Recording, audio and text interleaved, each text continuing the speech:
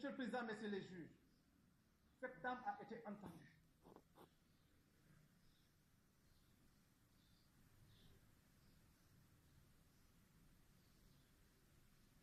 Elle a été entendue au Tchad, dans le cadre de l'enquête préliminaire. Je voudrais, Monsieur le Président, que vous examiniez, avec beaucoup d'attention, je sais que vous allez le faire, toutes les déclarations qui ont été faites par cette dame. Ne négligez aucune virgule.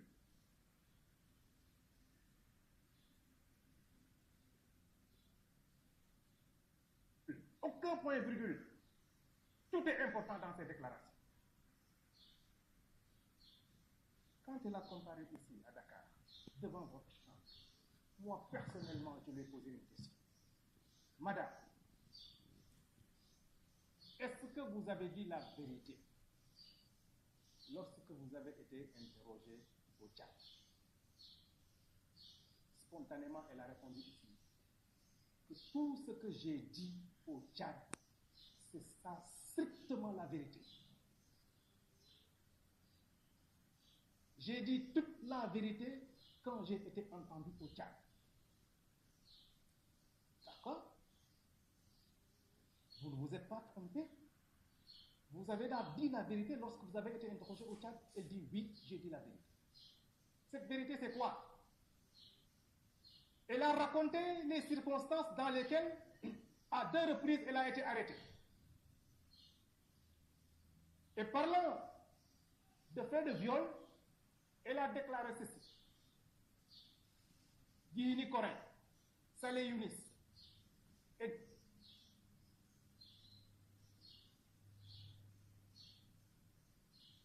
deux autres personnes m'ont amené à la présidence de la République et ont voulu me forcer à entretenir des rapports sexuels avec le président de la République.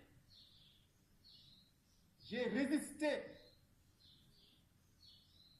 Il m'a donné des coups de poignard aux 2 cuisses et sur mes parties intimes. Au vu du sang abondant qui coulait, il a dû renoncer à son intention de me violer. C'est ça qu'il a déclaré. Et c'est ça dont elle dit que c'était la vérité.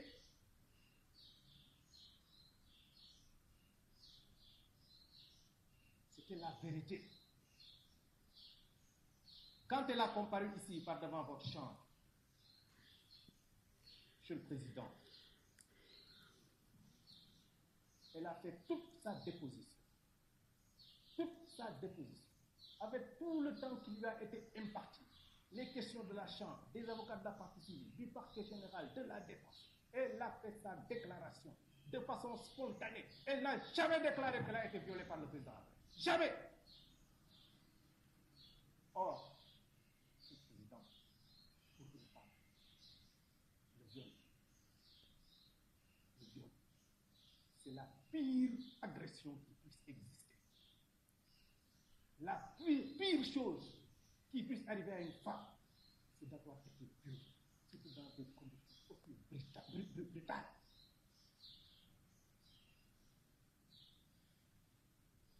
Blessée. Si cette femme avait été violée, elle n'aurait jamais attendu d'être persécutée, je peux dire, pour enfin en arriver à la description de ces circonstances.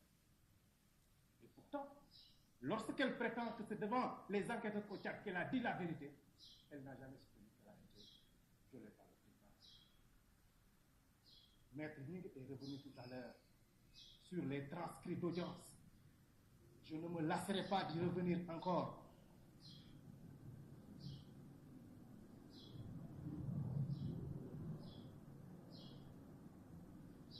Quand Mme Khadija, c'est la femme, a dit qu'elle a dit toute la vérité et qu'elle peut même jurer qu'elle a dit toute la vérité, voilà la réponse de la Chambre. Non, non, on n'a pas besoin que vous jurez sur le Coran ici. De toutes les façons, on va examiner si vous dites la vérité, on le saura.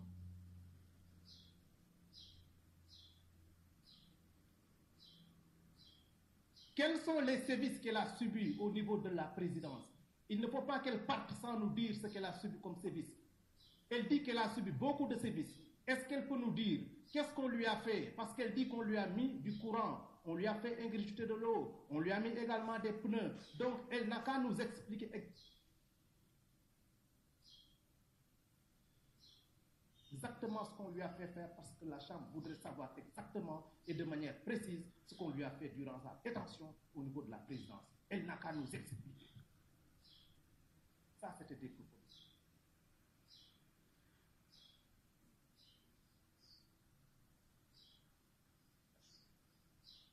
On lui a même proposé un huis clos pour qu'elle puisse dire on ne sait quoi. Et finalement, c'est même l'interprète qui s'est permis d'interroger la Chambre. Mais que voulez-vous qu'elle vous dise finalement? Que voulez-vous qu'elle vous dise finalement? Elle dit que voilà ce qu'elle a dit. C'est dans ces circonstances qu'il faut dire qu'elle a été poussée à parler de violence. Ah oui, parce qu'il faut qu'elle soit violée à la présidence de la République. Mais dans quelles circonstances? C'est toujours les transcrits qui nous renseignent. Elle dit que oui, j'ai été amené dans un salon attenant au bureau du président de la République. Et c'est là où j'ai été violé. Salon, ce doit peut-être être la salle d'accueil, la salle d'attente du président de la République. Mais comme elle est dotée d'intelligence comme tout le monde, en réfléchissant, elle s'est rendu compte que quand même, dans une salle d'attente, où des gens peuvent venir à tout moment, on ne peut pas entretenir une relation sexuelle. Donc je vais déménager. Et c'est là où elle vous dit que j'ai été amené dans une pièce. Une autre pièce dans laquelle il n'y a que 3 chaises. Que 3 chaises. Uniquement 3 chaises. Et c'est là où j'ai été violé. C'est moi-même qui lui ai posé la question. J'ai beaucoup de pudeur et trop de respect pour les femmes. Mais pour les besoins de la manifestation de la vérité, j'ai été obligé d'être cru avec cette dame. Et je lui ai demandé, dans une pièce dans laquelle il n'y a que 3 chaises, j'imagine même que ce doit être 3 chaises en fer. Dans quelle position avez-vous été sur la chaise, debout ou à même le sol? Elle a rapidement réfléchi. Elle s'est rendue compte que dans ces circonstances, ce n'était pas non plus possible de la violer. Et c'est là où elle a inventé la table.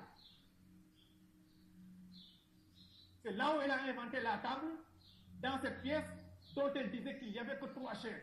3 chaises.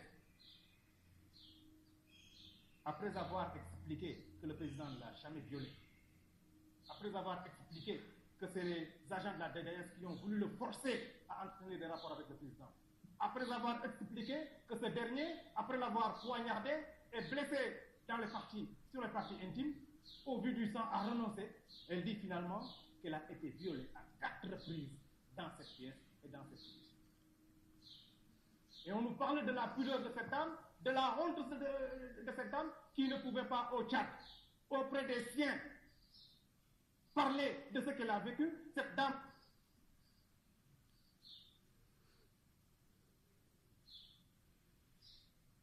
la même qui vous a proposé, lorsque vous lui avez tendu la main pour lui parler de huis clos, eh bien de se dévêtir nu comme un verre ici, devant tout le monde, et sous les rampes des chaînes de télévision. C'est cette dame-là dont on nous dit qu'elle a de la pudeur, qu'elle a honte, elle n'en a pas, ou alors ce jour-là, elle a bu sa honte. Alors vous voulez, Monsieur le Président, Messieurs les juges, accepter que l'on vous dise qu'un chef d'État, ce grand homme, a pu se rabaisser à ce point pour coucher avec une dame détenue, s'il est vrai dans les conditions qu'elles ont décrites, où elle vivait nuit et jour sous une chaleur accablante, sans se doucher, et qui certainement était puante au moment où elle parlait. Est-ce que le président de la République souillé va accepter de s'en rabaisser à ce point pour entretenir la position? Je ne le pense pas. Je ne le pense pas. Et puis on vous dit, comme si le ridicule ne tuait pas, que oui, ces variations, ces apparences de contre-vérité, ces changements de déclaration ne peuvent pas altérer la réalité du fait allégué, qu'il y a une jurisprudence Non, ça c'est de l'hypocrisie. La vérité est une et une seule. Il n'y en a pas deux. Lorsqu'on dit la vérité pour expliquer ce qu'on a vécu, on ne se trompe pas. On ne peut pas se tromper. On ne peut pas oublier. Surtout lorsqu'il s'agit d'un mal que l'on a vécu dans sa chair. On ne peut pas l'oublier. On ne peut pas l'oublier. Vous pouvez rester 100 ans. Le mal qu'on vous a fait, qui vous a attaqué, qui vous a atteint, vous le racontez. Quand vous dites la vérité, cette vérité étant une seule, vous ne pouvez pas vous tromper. Alors, Monsieur le Président, je ne m'étendrai pas outre mesure sur cette question. Vous la balayerez d'un revers de main. Le viol comme crime autonome, comme crime acte sous-jacent au crime contre l'humanité n'existe pas en l'espèce. Monsieur le Président de la République est à un point où la beauté supposée de Madame Khadija la Rouge, dont elle a pensé qu'elle pouvait lui ouvrir toutes les portes du monde, ne peut pas l'atteindre.